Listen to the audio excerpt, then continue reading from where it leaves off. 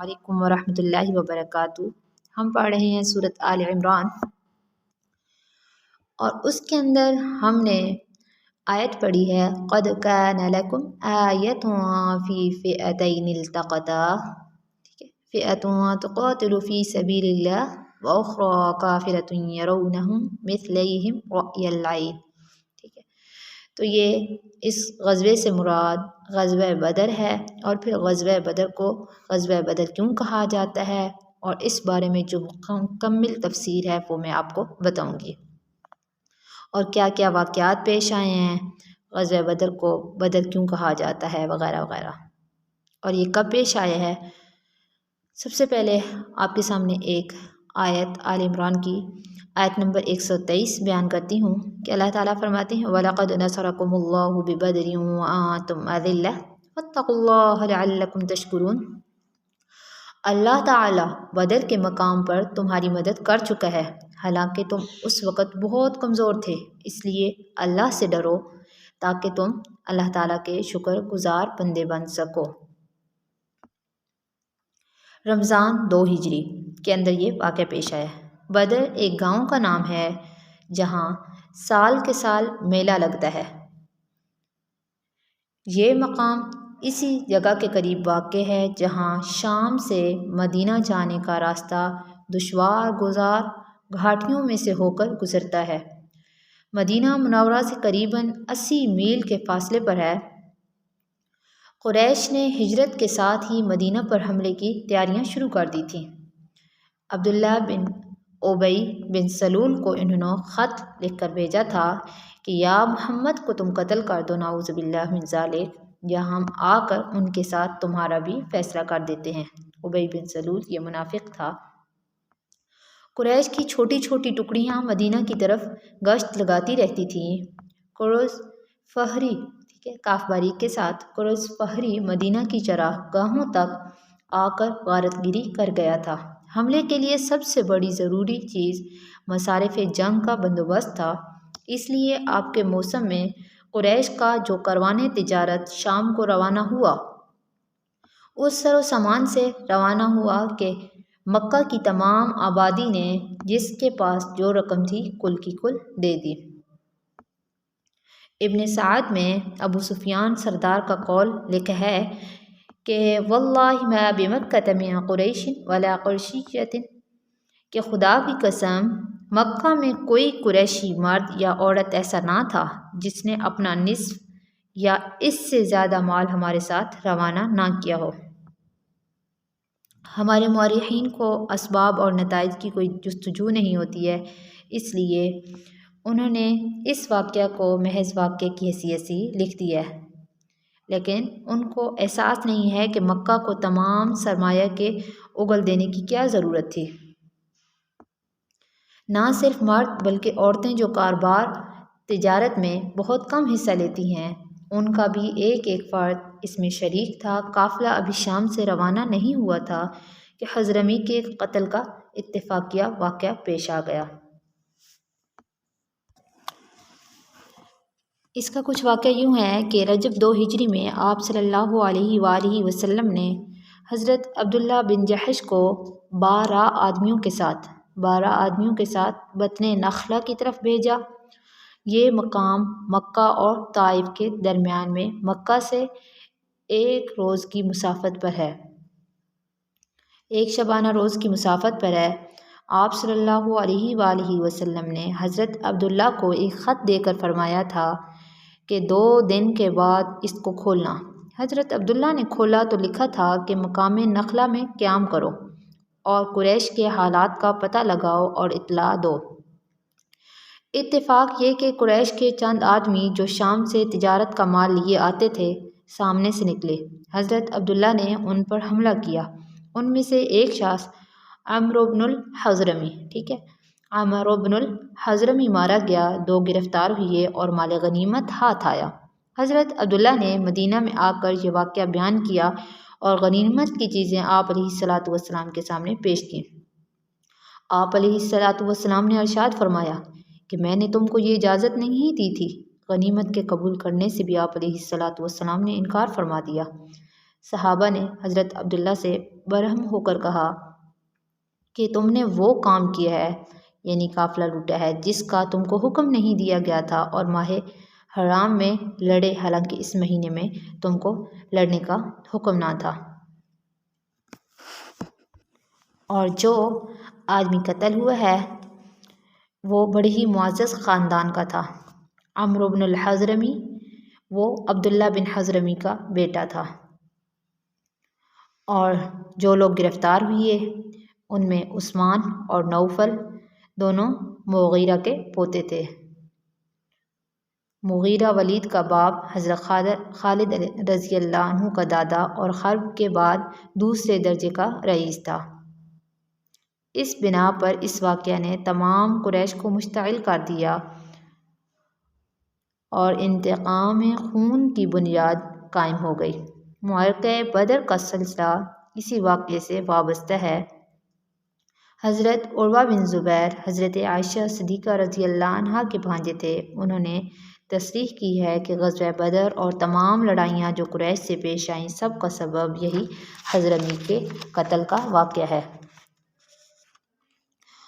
اور علامہ طبری لکھتے ہیں کہ جس چیز نے بدر کے واقعے کو ابھارا اور وہ تمام لڑائیاں چھیڑ دیں جو آپ علیہ الصلاۃ والسلام اور مشرکین قریش میں پیش آئیں، سب کا سبب یہی واقعہ تھا کہ واقد بن عبداللہ تمیمی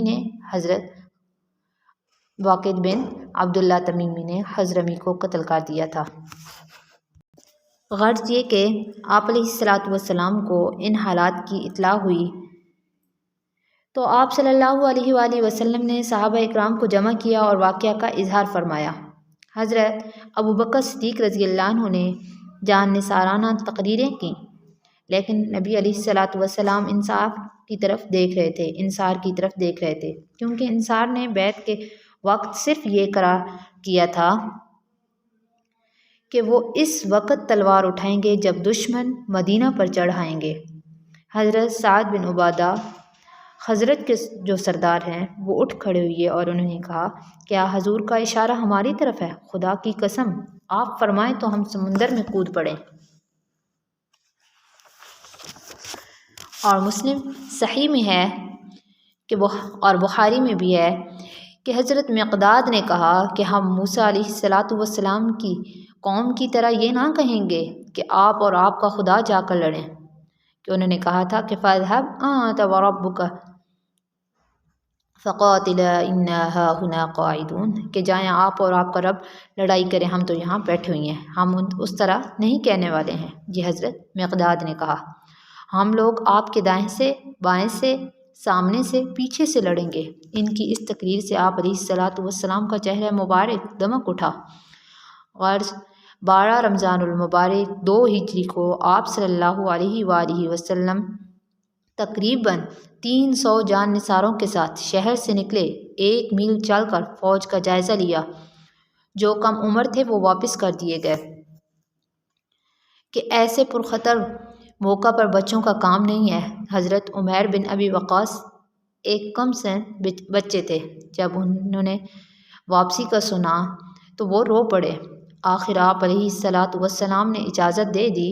حضرت عمیر کے بھائی حضرت سعد بن ابی وقاص نے کم سن سپاہی کے گلے میں تلوار حمائل کی۔ اب فوج کی کل تعداد 313 تھی، جس میں 60 مہاجر تھے اور باقی انصار تھے۔ چونکہ غائب کی حالت میں منافقین اور یہود کی طرف سے اطمینان نہ تھا، اس لیے ابو لبابہ بن عبد المنذر کو مدینہ کا حاکم مقرر فرما دیا، ابو لبابہ کو، اور حکم دیا کہ مدینہ کو واپس جائیں۔ عالیہ یعنی مدینہ کے بالائی آبادی پر حضرت عاصم بن عدی کو آپ علیہ الصلاۃ والسلام نے مقرر فرمایا۔ ان انتظامات کے بعد آپ صلی اللہ علیہ وآلہ وسلم بدر کی طرف بڑھے، جدھر سے اہل مکہ کی آمد کی خبر تھی۔ 2 خبر رساں بصیبہ اور عدی آگے روانہ کر دیے گئے کہ قریش کی نقل و حرکت کی خبر لائیں۔ روحہ منصرف ذات اجزال معلات اثیل سے گزرتے ہوئے 17 رمضان المبارک کو بدر کے مقام پر پہنچے۔ خبر رسانوں نے خبر دی کہ قریش وادی کے دوسرے سرے تک آ گئے ہیں۔ آپ علیہ الصلاۃ والسلام یہیں رک گئے اور فوجیں اتر پڑی۔ مکہ معظمہ سے قریش بڑے ساز و سامان سے نکلے تھے۔ 1000 آدمی تھے، یعنی 1000 آدمیوں کی فوج تھی۔ 100 سواروں کا رسالہ تھا۔ رؤسائے قریش سب شریک تھے۔ ابو لہب مجبوری کی وجہ سے نہ آ سکا تھا، اس لیے اپنی طرف سے اس نے اپنا قائم مقام بھیج دیا تھا۔ رسد کا یہ حال تھا، یہ انتظام تھا کہ امرائے قریش یعنی عباس بن مطلب، عتبہ بن ربیعہ، حارث بن عامر، نضر بن الحارث، ابو جہل، امیہ وغیرہ وغیرہ باری باری ہر روز 10 اونٹ ذبح کرتے اور لوگوں کو کھلاتے تھے۔ عتبہ بن ربیعہ جو قریش کا سب سے معزز رئیس تھا، فوج کا سپہ سالار تھا۔ قریش کو بدر کے قریب پہنچ کر جب معلوم ہوا کہ ابو سفیان کا قافلہ خطرے کی زد سے نکل گیا ہے تو قبیلہ زہرہ اور عدی کے سرداران نے کہا اب لڑنا ضروری نہیں ہے، لیکن ابو جہل نہ مانا۔ زہرہ اور عدی کے لوگ واپس چلے گئے، باقی فوج آگے بڑھی۔ قریش چونکہ پہلے پہنچ گئے تھے، انہوں نے مناسب موقعوں پر قبضہ کر لیا تھا، بخلاف اس کے کہ مسلمانوں کی طرف چشمہ یا کنواں نہ تھا۔ زمین ایسی ریتلی تھی کہ اونٹوں کے پاؤں ریت میں دھنس دھنس جاتے تھے۔ حضرت خباب بن منذر نے آپ علیہ الصلاۃ والسلام کی خدمت میں عرض کیا کہ جو مقام انتخاب کیا گیا ہے وحی کی روح سے ہے یا فوجی تدبیر کے لحاظ سے؟ ارشاد ہوا کہ وحی نہیں ہے۔ حضرت خباب نے کہا تو بہتر ہوگا کہ آگے بڑھ کر چشمے پر قبضہ کر لیا جائے اور آس پاس کے کنویں بیکار کر دیے جائیں۔ آپ علیہ الصلاۃ والسلام نے یہ رائے پسند فرمائی اور اسی پر عمل کیا گیا، اور حسن اتفاق سے اللہ تعالیٰ کی مدد سے بارش بھی ہو گئی، جس سے گرد جم گئی اور جا بجا پانی کو روک کر چھوٹے چھوٹے حوض بنا لیے گئے کہ غسل اور وضو کے کام آئیں۔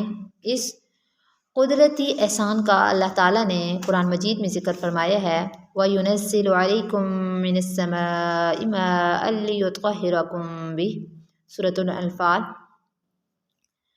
اور جب کہ خدا نے آسمان سے پانی برسایا تم کو پاک کرے۔ پانی پر اگرچہ قبضہ کر لیا گیا، لیکن ساقیہ کوثر کا فیض عام تھا، اس لیے دشمنوں کو بھی پانی لینے کی عام اجازت تھی۔ یہ رات کا وقت تھا، تمام صحابہ اکرام رضوان اللہ علیہم اجمعین نے کمر کھول کھول کر رات بھر آرام کیا، لیکن صرف ایک ذات تھی، ذات نبوی صلی اللہ علیہ وآلہ وسلم، جو صبح تک بیدار اور مصروف دعا رہے۔ صبح ہوئی تو لوگوں کو نماز کے لیے آواز دی، بعد نماز جہاد پر واز کیا گیا۔ نماز کے بعد جہاد پر واز ہوا، اور واز کیا تھا کہ قریش جنگ کے لیے بے تاب تھے، تاہم کچھ نیک دل بھی تھے جن کے دل خون ریزی سے لرزتے تھے۔ ان میں حکیم بن حزام جو بعد میں مسلمان ہو گئے۔ حکیم بن حزام نے سردار فوج عتبہ سے جا کر کہا کہ آپ چاہیں تو آج کا دن آپ کی نیک نامی کی ابدی یادگار رہے گا۔ عتبہ نے کہا کیوں؟ حکیم نے کہا قریش کا جو کچھ مطالبہ ہے وہ صرف حضرمی کا خون ہے، وہ آپ کا حلیف تھا، آپ اس کا خون بہا ادا کر دیجیے۔ عتبہ نیک نفس آدمی تھا، اس نے خوشی سے منظور کر لیا، لیکن ابو جہل کا اتفاق رائے ضرور تھا۔ حکیم عتبہ کا پیغام لے کر گئے۔ ابو جہل ترکش سے تیر نکال کر پھیلا رہا تھا۔ عتبہ کا پیغام سن کر بولا ہاں۔ عتبہ کی ہمت نے جواب دے دیا۔ عتبہ کے فرزند یعنی حضرت ابو حذیفہ اسلام لا چکے تھے اور اس معرکے میں آپ علیہ الصلاۃ والسلام کے ساتھ آئے تھے۔ اس بنا پر ابو جہل نے یہ بدگمانی کی کہ عتبہ اس لیے لڑائی سے جی چراتا ہے کہ اس کے بیٹے پر کوئی آنچ نہ آ جائے۔ ابو جہل نے حضرمی کے بھائی ابو عامر کو بلا کر کہا دیکھتے ہو تمہارا خون بہا تمہاری آنکھ کے سامنے آ کر نکل جاتا ہے۔ عامر نے عرب کے دستور کے مطابق کپڑے پھاڑ ڈالے، گرد اڑا اڑا کر واہ عمرہ کا نعرہ لگانا شروع کر دیا۔ اس واقعے نے تمام فوج میں آگ لگا دی۔ عتبہ نے ابو جہل کا طعنہ سنا تو غیرت سے سخت برہم ہوا اور کہا کہ میدان جنگ بتا دے گا کہ نامردی کا داغ کون اٹھاتا ہے۔ یہ کہہ کر مغفر یعنی خود مانگا، لیکن اس کا سر اس قدر بڑا تھا کہ کوئی مغفر اس کے سر پر ٹھیک نہ اترا۔ مجبوراً سر سے کپڑا لپیٹا اور لڑائی کے ہتھیار سجائے۔ چونکہ آپ علیہ الصلاۃ والسلام اپنے ہاتھ کو خون سے آلودہ کرنا پسند نہیں فرماتے تھے۔ صحابہ اکرام رضوان اللہ علیہم اجمعین نے میدان کے کنارے ایک چھپر کا سائبان تیار کیا کہ آپ علیہ الصلاۃ والسلام اس میں تشریف رکھیں۔ حضرت سعد بن معاذ دروازے پر تائے بکف کھڑے ہوئے کہ کوئی ادھر نہ بڑھنے پائے۔ اگرچہ بارگاہ الہی سے فتح اور نصرت کا وعدہ ہو چکا تھا، ملائکہ کی فوجیں ہم رکاب تھیں، تاہم عالمی اسباب کے لحاظ سے آپ علیہ الصلاۃ والسلام نے اصول جنگ کے مطابق فوجیں مرتب کی۔ مہاجرین کا علم حضرت مصعب بن عمیر کو عنایت فرمایا۔ حضرت کے علم بردار حضرت حباب بن منذر تھے اور اوس کے حضرت سعد بن معاذ مقرر ہوئے۔ صبح ہوتے ہوتے آپ علیہ الصلاۃ والسلام نے صف آرائی شروع کی۔ دست مبارک میں ایک تیر تھا، اس کے اشارے سے صفیں قائم کرتے تھے کہ کوئی شخص دل بھر آگے یا پیچھے نہ رہنے پائے۔ لڑائی میں شور و غل عام بات ہے، لیکن منع کر دیا گیا تھا کہ کسی کے منہ سے آواز تک نہ نکلنے پائے۔ اس موقع پر بھی جبکہ دشمن کی عظیم الشان تعداد مقابل تھی اور مسلمانوں کی طرف ایک آدمی بھی آ کر بڑھ جاتا تو کچھ نہ کچھ مسرت ہوتی۔ آپ علیہ الصلاۃ والسلام ہمتاً وفات ہے۔ حضرت حذیفہ بن الیمان اور حضرت حسین دو صحابی کہیں سے آ رہے تھے۔ راہ میں کفار نے روکا کہ محمد صلی اللہ علیہ وآلہ وسلم کی مدد کو جا رہے ہو۔ انہوں نے انکار کیا اور عدم شرکت کا وعدہ کیا۔ آپ علیہ الصلاۃ والسلام کے پاس آئے تو صورتحال عرض کی۔ فرمایا ہم ہر حال میں وعدہ وفا کریں گے، ہم کو صرف خدا کی مدد درکار ہے۔